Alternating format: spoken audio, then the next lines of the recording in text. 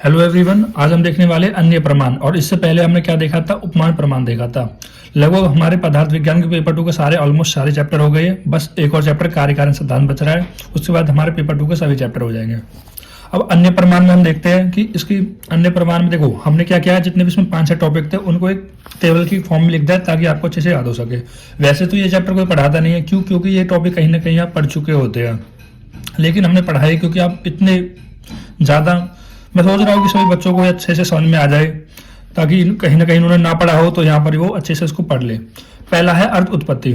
अर्थ उत्पत्ति अगर इसके मतलब पे जाए, मतलब इसके नाम पे जाए, अर्थ उत्पत्ति मतलब जो किसी अर्थ की उत्पत्ति करे, मतलब ऐसे वाक्य है या फिर जब एक विषय के कहने से, देखो जब एक विषय के कहने से दूसरे ना कहे हुए विषय का ज्ञान हो जाए तो उसे हम क्या बोलते हैं? अर्थ उत्पत्ति बोलते हैं। नाम से ही समझ सकते हैं अर्थ उत्पत्ति का मतलब, जब हम कोई विषय के बारे में बात कर रहे हैं उसे कोई दूसरे विषय का भी कह रहे हैं हमें ज्ञान हो जाए। जैसे कभी कभी आप क्या करते हो, आप बात कर रहे हो किसी और के बारे में और आपके जो दोस्त है उसका डबल मीनिंग निकाल लेते हैं, उसका मतलब कुछ और निकाल लेते हैं। बस वही वाली बात है अर्थ उत्पत्ति, मतलब एक विषय के कहने पर दूसरे विषय का ज्ञान अपने आप हो जाना, उसको हम क्या बोलते हैं? अर्थ उत्पत्ति। पहला है हमारे पास इसमें जो पॉइंट हमें देखना, स्वतंत्र प्रमाण। स्वतंत्र प्रमाण का मतलब है कौन से आचार्य ने स्वीकृत किया है कि अर्थ उत्पत्ति होता है। उसमें पहला है प्रभावकार, दूसरा है मीमांसक, तीसरा है हमारे पास वेदांत दर्शन। ठीक है, तीसरा है हमारे पास वेदांत दर्शन। इन तीनों ने क्या माना है कि अर्थ उत्पत्ति को माना है। चरक संहिता में अर्थ उत्पत्ति ना बोलकर क्या बोला? अर्थ प्राप्ति बोला है, मतलब जिससे क्या एक अर्थ की प्राप्ति हो सके उसे क्या बोला है हमारे पास? चरक संहिता में बोला अर्थ उत्पत्ति को। फिर हमारे पास न्याय दर्शन। देखो जनरली यहाँ पर न्याय दर्शन ही बताते हैं कि अर्थ उत्पत्ति को किस प्रमाण के अंतर्गत रखा जाए, तो न्याय दर्शन ने किसके अंतर्गत रखा है? अनुमान प्रमाण के अंतर। अगर देखो, अगर आपने प्रमाण वाला जो 10वां चैप्टर था ना पेपर 2 का, वो आपने अच्छे से पढ़ा है तो मैंने वहां पर बताया कि कौन से आचार्य को हम किसके अंतर रखते हैं, सॉरी कौन से आचार्य नहीं, कौन से प्रमाण के अंतर रखते हैं। जैसे न्याय दर्शन ने कह रहा है कि अर्थ उत्पत्ति को अनुमान प्रमाण के अंदर है। वो हमारे पास तीन प्रमाण थे ना, जो कौन कौन से थे हमारे पास? सामान्य, आप्तोपदेश और अनुमान और प्रत्यक्ष। तो उन्हीं के अंदर हम क्या करते थे? सभी प्रमाणों को अंदर रख देते थे। तो न्याय दर्शन यही बताते हैं जो अर्थ उत्पत्ति है उसको हम अनुमान प्रमाण के अंदर रख सकते हैं। फिर हम लक्षण को लक्षणतम ना बोलकर हम इसकी डेफिनेशन समझते हैं कि डेफिनेशन क्या है, मैंने बता दी। अर्थ उत्पत्ति नाम से ही है जो एक अर्थ को उत्पन्न करे। हम बात करें किसी और के बारे में, उसे दूसरा भी अर्थ उत्पन्न हो रहा है। जैसे मैं वो आपसे बोल दूं कि रात में दही नहीं खानी चाहिए। क्यों नहीं खानी चाहिए? क्योंकि उसे कब दोष बढ़ता है दही खाने से। तो इसका क्या मतलब हुआ? रात में दही नहीं खानी चाहिए, मतलब सुबह हम दही का सेवन कर सकते हैं। अब हम देखते हैं इसके भेद। इसके 2 भेद है, दृष्ट अर्थोत्पत्ति और श्रुत अर्थोत्पत्ति। ज्यादा इनकी डिटेल दी नहीं गई है, बस आप इनको याद कर लेना है। उदाहरण मैंने यही बताया, जो रात का, अगर देखो रात में दही का सेवन नहीं करना चाहिए, इसका अर्थ यही है कि दही का सेवन हम दिन में कर सकते हैं। क्यों नहीं करना चाहिए रात में सेवन? क्योंकि इससे कफ की वृद्धि हो जाती है। फिर आता है हमारे पास अभाव। ये हमारे पास अर्थोत्पत्ति का इतना टॉपिक था, सब कुछ लिख दिया इसमें। और देखो एक चीज और मैं आपको बता दूं, तो ये स्वतंत्र प्रमाण है और कौन से दर्शन ने किन से प्रमाण के अंतर्गत इनको रखा है, इन सब की तो मैं ऐसी ट्रिक बता दूंगा ना, आपको बताऊंगा पर लास्ट में, फिर आप उनसे नहीं बोलो। केवल आपको क्या याद करना है? आपको इनके लक्षण याद करने हैं, मतलब इनकी डेफिनेशन याद करनी है। अर्थोत्पत्ति की डेफिनेशन देखना है, क्योंकि स्वतंत्र प्रमाण और ये न्याय दर्शन वाला ये 2 पॉइंट तो मैं आपको करा दूंगा, तीसरा पॉइंट आप ये कर लेना। इतना लिख दोगे तो बहुत हो जाएगा। फिर हम देखते हैं अभाव के बारे में। देखो अभाव, अगर सबको सबसे पहले अगर आपको याद हो तो मैंने क्या बताया था? पदार्थ 2 प्रकार के, सत पदार्थ और असत पदार्थ। सत मतलब जिसका होने का भाव हो, मतलब जो प्रेजेंट हो, और असत मतलब जिसका होने का भाव ना हो। ठीक है, उसको हम क्या बोलते हैं? अभाव। अब अभाव का मतलब तो आप समझ गए होंगे, मतलब किसी वस्तु का ना होना, किसी चीज का ना होना, वो क्या? अभाव। पहले हम इसमें देखते हैं स्वतंत्र प्रमाण, मतलब कौन कौन से ऐसे आचार्य जिन्होंने उनको स्वीकृत किया है, मतलब अभाव को माना है कि हाँ अभाव होता है। तो पहला उन्होंने वेदांत आता है, दूसरा पौराणिक आ जाता है, तीसरा तांत्रिक और चौथा काव्य शास्त्र आ जाता है। इनकी टेंशन मत लेना कैसे याद होगा, वो तो मैं आपको अभी बता ही दूंगा लास्ट वीडियो में। फिर आता है हमारे पास चरक संहिता के अनुसार। देखो अभाव है जो चरक संहिता क्या बोलती है? अनुपलब्धि बोलती है। अनुपलब्धि मतलब जो उपलब्ध ना हो सके, तो वही अभाव है, बस चरक संहिता ने उसका नाम मॉडिफाई कर दिया है। फिर आता है हमारे पास अन्य दर्शन। अन्य दर्शन में आप न्याय दर्शन भी बोल सकते हो या फिर अन्य दर्शन, इनका वैसे हमारी बुक में नाम नहीं दिया गया है। अभाव को कह रहा है कि प्रत्यक्ष और अनुमान के अंदर रखा गया है, मतलब प्रत्यक्ष और अनुमान के अंदर हम अभाव रख सकते हैं। जैसे मान लो प्रत्यक्ष, कोई चीज हमें दिख रही है तो उसका क्या हो गया? भाव हो गया। कोई चीज अगर हमें नहीं दिख रही है तो उसका क्या होगा? अभाव हो गया। तो इसकी वजह से हम क्या रख सकते हैं? प्रत्यक्ष और अनुमान को अभाव के अंदर रख सकते हैं। अब हम बात करते हैं लक्षण ना बोलकर हम इसके डेफिनेशन भी बोलते हैं। अभाव का मतलब क्या होता है? अभाव का शाब्दिक अर्थ, मतलब शब्द का मतलब क्या बताया गया है कि किसी वस्तु का ना होना। किसी वस्तु का ना होना हमारे पास क्या है? अभाव। ठीक है, इस प्रमाण से हमें देखो, आपके पास भी कोई ऐसी वस्तु जो नहीं है, या जैसे बचपन में आप छोटे बच्चे थे, आपके पास वो खिलौना नहीं था, ठीक है, तो वो उसका क्या होगा, अभाव हो गया। इस प्रमाण से हमें विषयों के अभाव का ज्ञान होता है। देखो, इस प्रमाण से हमें विषयों के अभाव का ज्ञान होता है। विषयों के अभाव, देखो विषय का मतलब आप कुछ ऐसे मत समझना कि क्या विषय, विषय कुछ भी हो सकता है। जैसे हमारे इंद्रिया के कौन कौन से विषय थे, शब्द स्पर्श रूप, ठीक है, ये क्या थे हमारे पास, विषय थे। शब्द स्पर्श जो रूप रस गंध थे, ये सब क्या हो गए, विषय हो गए, इंद्रिय हो गए। फिर स्पर्श और स्पर्श का ना होना, देखो मतलब स्पर्श और स्पर्श का ना होना, क्या बताया, स्पर्श और स्पर्श का ना होना, इन दोनों का ग्रहण स्पर्श इंद्रिय से ही होता है। अगर आप मान लो मैं आपको टच करूं तो आपको इसका हो जाएगा, इसका अनुभव हो जाएगा, किसके इंद्रियों की वजह से, स्पर्श इंद्रियों की वजह से। अगर मैं आपको टच नहीं करता हूं तो इसका भी आपको अनुभव हो जाएगा, किसकी वजह से, स्पर्श इंद्रियों की वजह से। तो जो इंद्रिय जिस विषय का ग्रहण करती है, वही इंद्रिय उस विषय का अभाव भी करती है। देखो, स्पर्श इंद्रिया, अगर मैं आपको टच कर रहा हूं तो आपकी स्पर्श इंद्रिया ही आपको बता रही है कोई आपको टच कर रहा है। अगर आपको टच नहीं कर रहा हूं तो स्पर्श इंद्रिया ही बता रही है आपको अभी टच नहीं हुआ है। तो किसका तो इंद्रिय जिस, तो बताया जा रहा है, जो जिस इंद्रिया जिस विषय का ग्रहण करती है, उसी इंद्रिय उस विषय का अभाव भी करती है। जिस विषय, मतलब स्पर्श इंद्रिया उस विषय का ग्रहण भी कर रही थी, मतलब टच हो रहा तो उस विषय का ग्रहण कर लिया, और टच नहीं हो रहा था उस चीज का अभाव भी आपको बता दिया, यानी अभाव तो होता है। उदाहरण, वमन आदि कर्मों के अयोग अभाव का उदाहरण है। देखो, उदाहरण में क्या बताया कि वमन आदि कर्मों के अयोग अभाव का उदाहरण है। देखो, वमन क्या होता है, ये हमारे पास पंचकर्म में आते हैं, वमन, विरेचन, शिरोवेचन, नस्य, ठीक है, ये सब किसमें आते हैं हमारे पास, पंचकर्मन के अंदर आता है। पंचकर्म मतलब 5 ऐसे कर्म है, कौन कौन से, वमन होगा, विरेचन होगा, नस्य होगा, शिरोविरेचन हो गया। नस्य के अंदर 2 आ जाते, वस्ती के अंदर 2 आते हैं, अनुपान वस्ती, अपासन वस्ती, अकॉर्डिंग टू आचार्य चरक। देखो, इनको तो हम पढ़ेंगे जब हमारा टॉपिक आएगा। जनरली हमारे फर्स्ट ईयर में इनका केवल इंट्रोडक्शन दिया गया है कि कौन कौन सी औषधि यूज करनी है, बस इनके बारे में ज्यादा बताया नहीं गया है। वो ज्यादा कहाँ पढ़ेंगे हम, लास्ट ईयर में, ठीक है। अब वमन क्या किस लिए यूज होती है, मतलब जब किसी को उल्टी कराना हो पेशेंट को, तो वमन आदि कर्मों का अयोग, मतलब जब आपको वमन कराना है तो इसका अयोग हो जाता है। अयोग मतलब आपने कुछ ऐसी औषध दी, मेडिसिन दी, जिनकी वजह से आपको वमन कराना, लेकिन वमन नहीं हुआ तो इनका क्या होगा, कोई मेडिसिन का अयोग हो गया, ठीक है। तो उससे क्या पता लगा कि वमन का क्या होगा, अभाव हो गया। तो इसका उदाहरण है। देखो, अगर मेडिसिन का सही संयोग होता, ठीक है, संयोग होता तो क्या हो जाता, वमन हो जाता, लेकिन संयोग नहीं हुआ, कैसा योग हो गया, अयोग हो गया, मतलब अच्छी तरह से वो नहीं मिल पाई, अच्छी तरह से वो काम अपना नहीं कर पाई, तो क्या हो गया, अयोग होगा। तो इसी को हम क्या बोलते हैं, अभाव हो गया, ठीक है। फिर हम जानते हैं, जैसे देखो एक और एग्जांपल हमारा बहुत कॉमन सिंपल सा एग्जांपल है। कैसे, देखो मान लो कि जब आप टीचर आपको क्लास में पढ़ा रहा है और क्लास में चौक प्रेजेंट नहीं है, ठीक है, क्लास में क्या है, चौक प्रेजेंट नहीं है, जो नॉलेज हुई इसको कि क्लास में चौक नहीं है, वो क्या हो गया, उसका अभाव हो गया, ठीक है। तो ये तो हो गया हमारे पास 2 अर्थोत्पत्ति और अभाव। समझ में आ गया आपको। अर्थोत्पत्ति मतलब जो एक विषय के कहने से दूसरे विषय का ज्ञान उत्पन्न हो रहा हो। अभाव मतलब किसी वस्तु का ना होना, वो भी क्या आपके पास, अभाव। अब हम बात करते हैं संभव। देखो ये थोड़ा छोटी एम में, छोटी में है, मैंने बड़ी बना दी।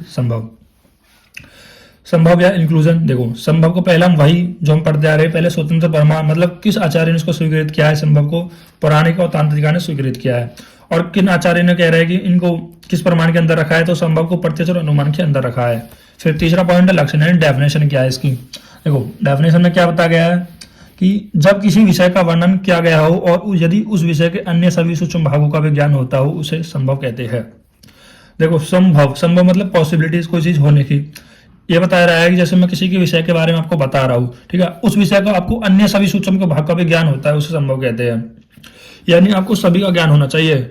ऐसा नहीं है कि जैसे मैं आपको पदार्थ विज्ञान पढ़ा रहा हूँ, केवल आपको पदार्थ विज्ञान के पहले चैप्टर की नॉलेज नहीं, पदार्थ विज्ञान के 17 चैप्टर की नॉलेज आपको होना चाहिए।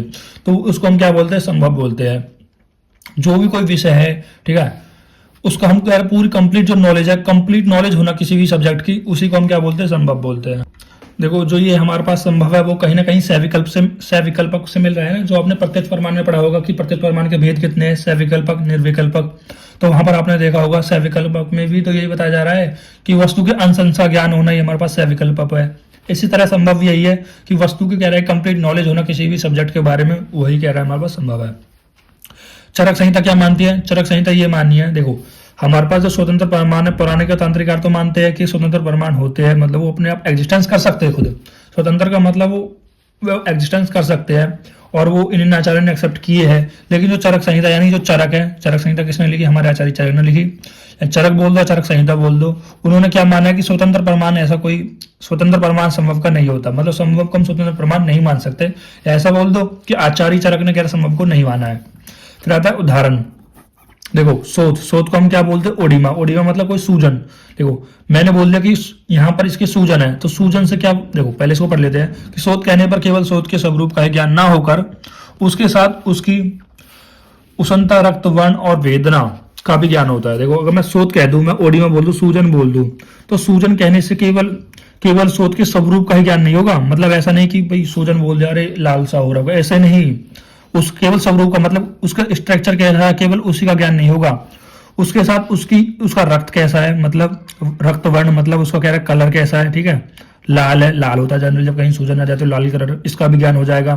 वेदना मतलब पेन कितना है, इसका भी आपको ज्ञान हो जाएगा। किसके कहने से? केवल शोध के कहने से। शोध क्या हो गया यहाँ पर? एक विषय हो गया। तो शोध क्या हो गया? एक विषय होगा। मैंने बोल वही तो डेफिनेशन में था। जब भी आप किसी विषय के बारे में बोलोगे ना, जब भी आपको किसी विषय के बारे में कंप्लीट नॉलेज हो तो वो क्या संभव है। अब मैंने शोध बोल दिया, शोध एक विषय हो गया, तो मुझे इसके बारे में कंप्लीट नॉलेज हो गई। इसका स्वरूप कैसा है, उसका वर्ण कैसा है, ठीक है। वर्ण मतलब सोजन में कैसा, लाल कलर का ही तो होता है जनरली। वेद मतलब उसको पेन कितना होगा, इन सभी का ज्ञान हो जाता है, भाई संभव के अंतर्गत आता है। ये होगा हमारा कंप्लीट संभव। अब आता है हमारे पास चेष्टा। चेष्टा, चेष्टा देखो, चेष्टा मतलब कोई एक्शन, इसको भी हम एक्शन बोल सकते हैं। पॉइंट वही है, चेष्टा बोलता कैसर बोलते इंग्लिश में। देखो स्वतंत्र प्रमाण मतलब किन किन आचार्यों ने माना? केवल तांत्रिक ने इसको माना। फिर न्याय दर्शन ने अनुमान प्रमाण के अंदर इसको माना। लक्षण मतलब डेफिनेशन क्या बोली कि मन के भाव को बताने वाले अंगों की गति को चेष्टा कहते हैं, ठीक है। समझ रहे बात को? मतलब ये कि जो शरीर में एक विशिष्ट प्रकार की हलचल, मतलब आपके शरीर में एक विशिष्ट प्रकार की हलचल होती है जो आपके भावों को बताती है। चेष्टा मतलब कुछ भी नहीं है, जो कि शरीर में आपकी विशेष प्रकार की हलचल हो रही है, उससे एक भाव व्यक्त होता है। मतलब आपके चेहरे का एक्सप्रेशन, बॉडी का एक्सप्रेशन, उससे दिखेगा कि आपके मन में, ठीक है, क्या क्या चेष्टाएं चल रही है, ठीक है। और उनसे ज्ञान की उत्पत्ति होगी, ठीक है। इनसे ज्ञान की उत्पत्ति होती है, भाई वो ज्ञान कुछ नहीं है, वो चेष्टा बोलते हैं। यानी एक सिंपल सी बात है, जो भी आपके मन के भाव है, भाई देखते हैं ना कि वो कितना मन के भाव को बताने वाले अंगों की गति को चेष्टा कहते हैं, ठीक है। इसका उदाहरण जैसे बालक की विविध चेष्टा में उसकी वेदनाओं का ज्ञान। जैसे मतलब बालक को कोई पेन हो रहा होगा तो उसकी आप क्या कर सकते हो? उसकी आप चेष्टा दे सकते हो, मतलब वो क्या कर रहा है। जैसे if child suffering from headache, मतलब कोई सी बच्चे को यदि सिर में दर्द हो रहा है तो बच्चा क्या करेगा? अपने हेड को रोल करेगा, ठीक है, और अपनी आंखों को क्लोज करेगा। तो वो उसकी क्या हो गई? जो बॉडी के अंग में बोला था ना अंगों की गति, तो वही अंगों की गति में क्या हो जाएगी? उसमें चेष्टा हो जाएगी। तो वही इसके अंदर है, चेष्टा के अंदर। देखो ये चैप्टर तो हमारा सिंपल ही है, कंप्लीट हो गया है। ये टॉपिक कहीं ना कहीं आपने पढ़े होंगे, नहीं पढ़े तो मैंने आपको एक जगह पढ़ा दिए, और चैप्टर भी कंप्लीट हो गया अन्य प्रमाण, जो कि अलग से दिया गया है। अब बात आती है इसमें, अगर एमसीक्यू में जो ये हमारे पास जिन आचार्य है, ये पौराणिक हो गए, तांत्रिक हो गए, और कौन से दर्शन ने इसको किसके अंतर्गत रखा है, अगर वो चीज आ गई तो आप कैसे करोगे? सिंपल है, देखते हैं कैसे। देखो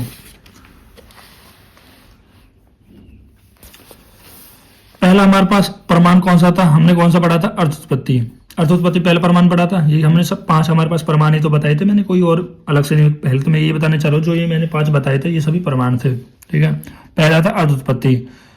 डेफिनेशन आपको समझ में आ गई, किसके द्वारा स्वीकृत है ये भी मैंने आपको बता दिया। और अन्य प्रमाण अंतर्गत, आपको इनको याद कैसे करना? देखो पहला तो मैं बोलूंगा कि आप याद कर लीजिए किसके द्वारा स्वीकृत। समझ, पहले सुनो मेरी बातों को।